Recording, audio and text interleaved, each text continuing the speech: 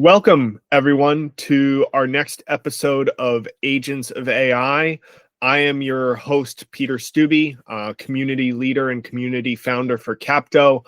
I am very excited to produce this program, not only with Capto's clients, friends, allies, our network, but basically anybody who we feel deserves to be uplifted and their messages shared with the financial community, with people that are embracing AI.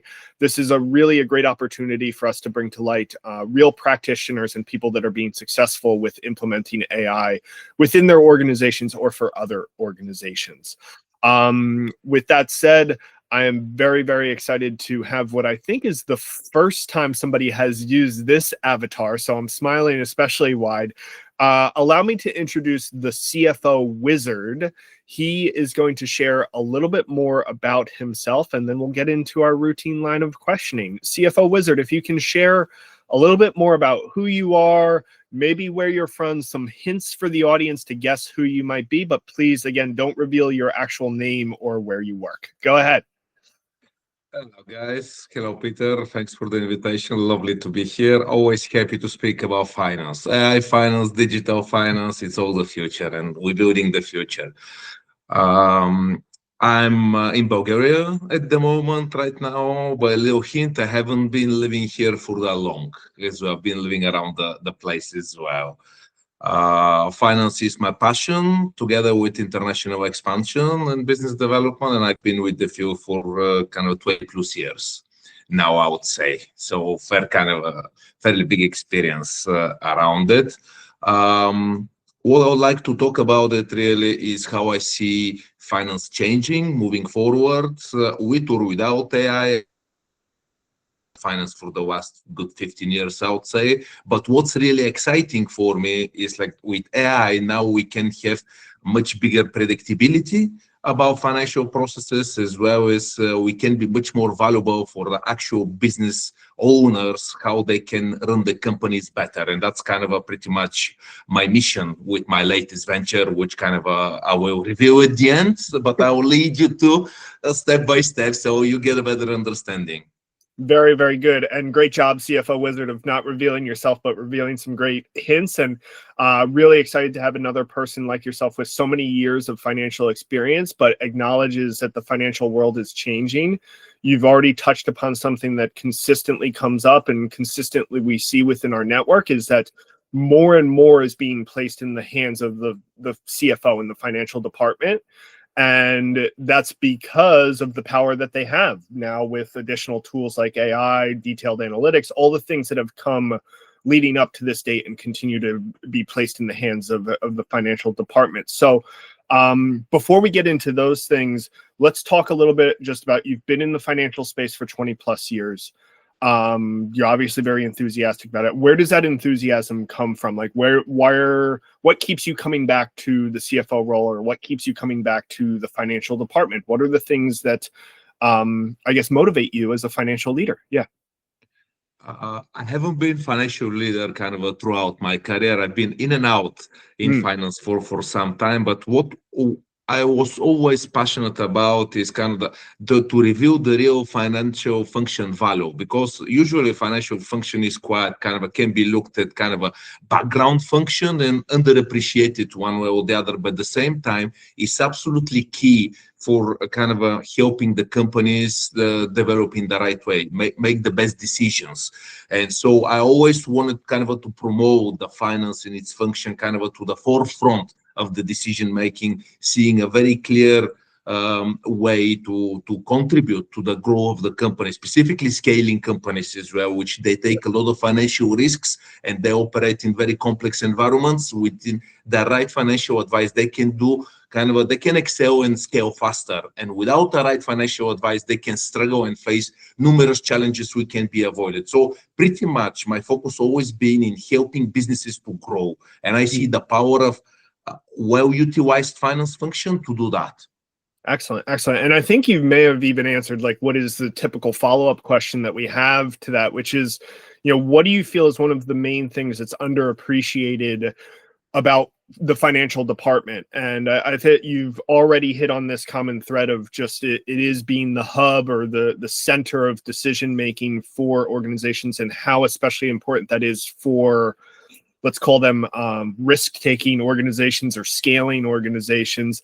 But maybe you could go into a little bit more detail of like what that means in practice, or where is that underappreciation especially prevalent for the people in the financial role? Yeah. Yes. First of all, we all have to be clear that the finance function is ultimate kind of a place where all the information is collected. So this is one data pool which kind of it's unbeatable across the company. Doesn't matter they have ERPs, they have CRMs or something. This financial function is where the true data lies. And second, and most importantly, it provides the ability to measure outcomes, to measure profitability, cost centers, efficiencies, and all these things. So you have the data, you can measure it as well. And furthermore, you can model it. And now with AI, you can kind of even predict it as well. So that's why kind of the absolute hub really is the finance function in order to kind of make strategic and better business decisions. This is kind of my view, my experience as well in my practice. Excellent. All right. So let's talk about the things that have changed and things that have now empowered the financial department to be that much more of a contributor to these things, and also have these things placed in their ownership as well too.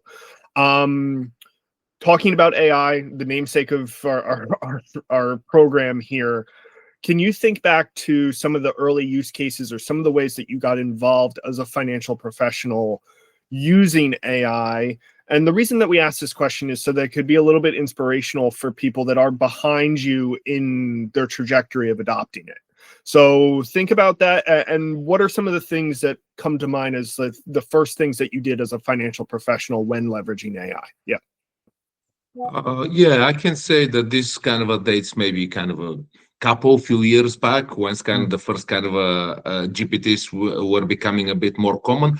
We're working on a project with a kind of a mid-sized marketing agency, and marketing agencies are kind of notorious in tracking costs and tracking return on investment, specifically when the client project's involved, and everyone wants to be very clear what kind of the costs associated and how is the revenue kind of the return on investment over there as well. And what we did with the very first kind of GPT models is to feed the right parameters to evaluate a certain level of campaigns they were doing for kind of let's say in this case, cosmetic brands, big cosmetic brands regionally. And I was absolutely amazed to see kind of the output which we got was kind of a fairly detailed analysis, which pinpointed not only the current situation of the advertising spend, but potential weaknesses. So in fact, help the agency to kind of start focusing on the weak points a bit more, to elevate the weak points in order to kind of have a better kind of a return on investment. And the clients were kind of absolutely impressed and surprised, because kind of nobody kind of else did that at the time. It took a lot of labor hours, and that's what the GPT did at the first models. It just kind of alleviated these insights much more. And we've been building on that from kind of a few years now, I would say. And this kind of ability of predictability of weak points specifically, it helps a lot to avoid bad decisions, bad financial decisions, and it kind of reduce the risk. And everyone wants the risk to be reduced to a minimum as well. So that's easier to kind of get investment really from the executive committees and everyone, because everyone is asking about risk. And if you can provide kind of a good plan and mitigation plan as well, how things will go, kind of the chances of being given an investment for certain projects are increasing considerably. Excellent. And one thing that I would just like interject there is, I'm very happy to hear that this project for you was a evolution and continues to grow and continues to expand on itself. I think that that's something that's really important when people go on their AI journeys. And we here at Capto acknowledge and see even in our own client endeavors that, it really starts with just building upon something small and building momentum behind that, and building something that becomes, that much more entrenched and that much more stronger as it evolves over time, and maybe even level setting expectations at the early onset of adoption. So Absolutely. with that said, I'm curious now, because you are somebody that has deployed AI successfully and been already evolving with the technology. What are some of the things, or a thing that you are working on now or would like to see AI solve for the financial role in the future, or looking ahead? What are some things that you get excited about? Yeah. I've always all my life been involved in helping mostly SMEs and Okay. SMBs expand. So kind of I stayed away from corporates. And what I see now with kind of a finance here is really changing the trajectory of opportunity for the SMEs. And the way it does this is because it gives them the financial knowledge, the financial intelligence and tools to kind of make better investments, make better pricing decisions, better cost decisions as well. And what AI is changing exactly is that it can create this predictability, this scenario modeling as well, which can be done very quickly and very accurately as well, with increasing and enlarging data sets, which is more and more important, because what AI can say, you may operate in shipping, you might operate in agriculture, completely unrelated industries. But again, some of the models working in shipping might be suitable for agriculture. One, let's say, evaluation of new kind of ships, or kind of different plots of land or something like that. So it's very interesting kind of correlations can be found as well, very useful as well. So finance AI really kind of help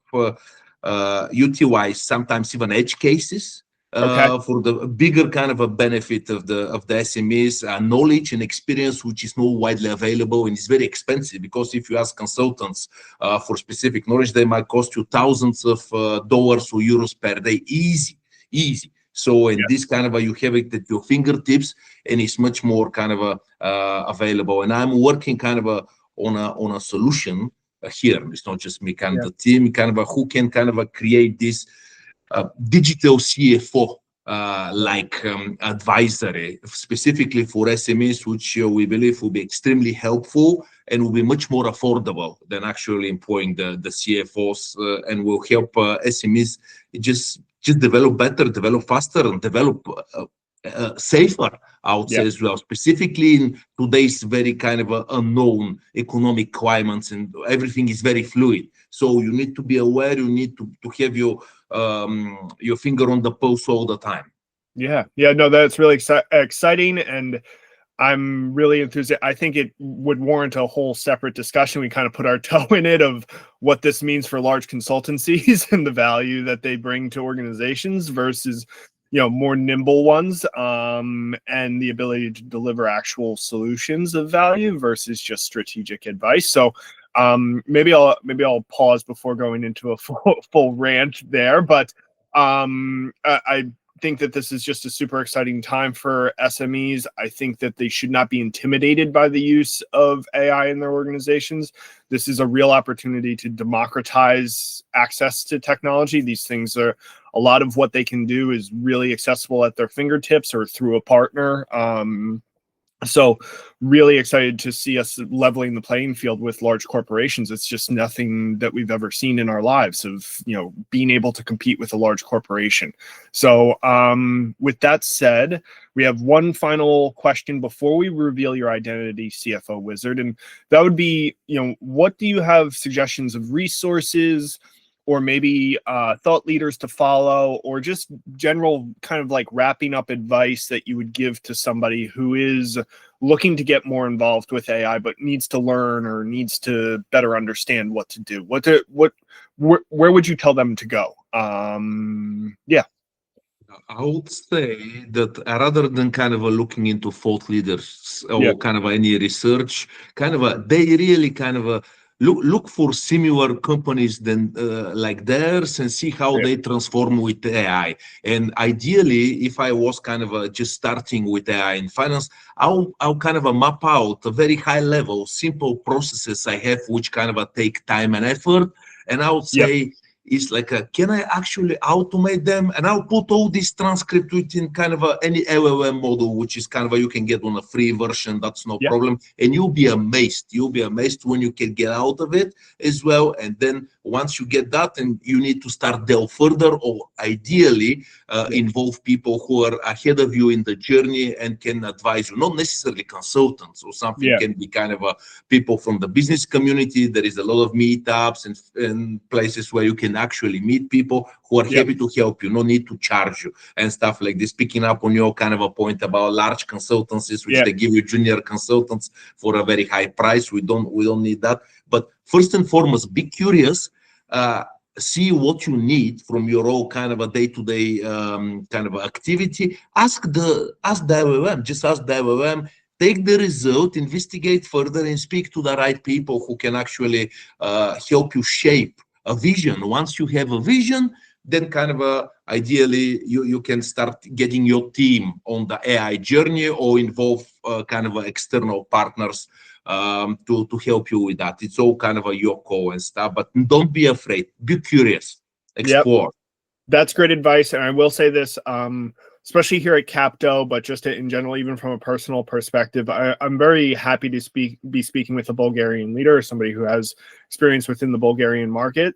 I will say, as our network continues to grow in that space, what you identified, these meetups, these opportunities to work with other professionals that are genuinely adopting AI and moving the technology forward, they're very robust and very abundant. And you'll find that a lot of your peers and professionals in the space are very approachable. So again, just layering on what you said there, CFO Wizard, especially for those people in the Bulgarian market, we just want to give them all a high five and make sure that we continue to be open to working with each other. With that said, I think it's the perfect opportunity to now reveal who you are. And the way that you're going to do that, CFO Wizard, is go back into your settings and just simply remove the avatar that you selected previously.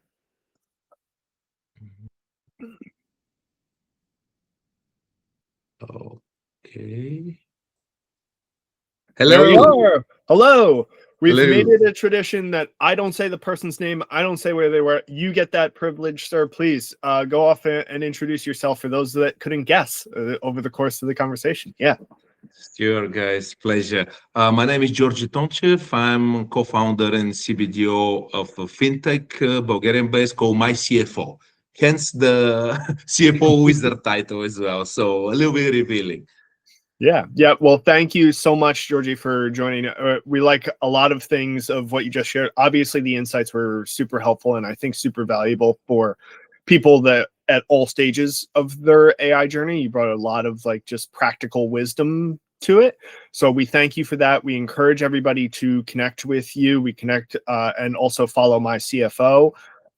Is there anything else that you would like to share in wrapping in terms of ways to get in touch or things that might be upcoming for your organization that we could help evangelize? Leaving the final floor to you, sir, but want to say thank you so much for joining the program. I forgot to mention one final thing. Georgi is joining us, as a Bulgarian leader. It's been mentioned a few times. Capto always celebrates Bulgarian companies and Bulgarian leaders, but especially during this month of December 2025, we're trying to promote as much as we can. So Georgi, thank you for hopping on in kind of quick order to be a part of that celebration. But anyway, all right, I'm talking too much. I'll leave it finally to you, Georgi, for final send-off. Anything you'd like to share with the rest of the audience? Yeah. Thanks, Peter, for the opportunity. Really appreciated that somebody across the pond is taking such a kind of a detailed view of Bulgarian finance, recognizing in this kind of a emerging hub, I would say. I can be very easily reached on Georgi Tonchev at LinkedIn. The company website is mycfo.bg. So most welcome to kind of connect with me. I'm always happy to help, to advise, just to have a brainstorm session as well. And hopefully kind of in the first half of the new year, we'll have our system kind of upgraded to the next level. So I'll be very happy to discuss with anyone kind of what a digital CFO solution looks like and what it can do specifically for small and medium-sized enterprises internationally. So yeah, please do not hesitate to get in touch, and I'm always happy to share, to help, to engage, because we all have one major kind of a mantra. We're here to help, and we want to move the finance function forward as fast as possible, as much as possible. So for this, we need to collaborate. No other words. I'm just going to clap for that. Thank you, Georgie. Thank you, everyone, for listening to this episode. Please stay tuned for future ones.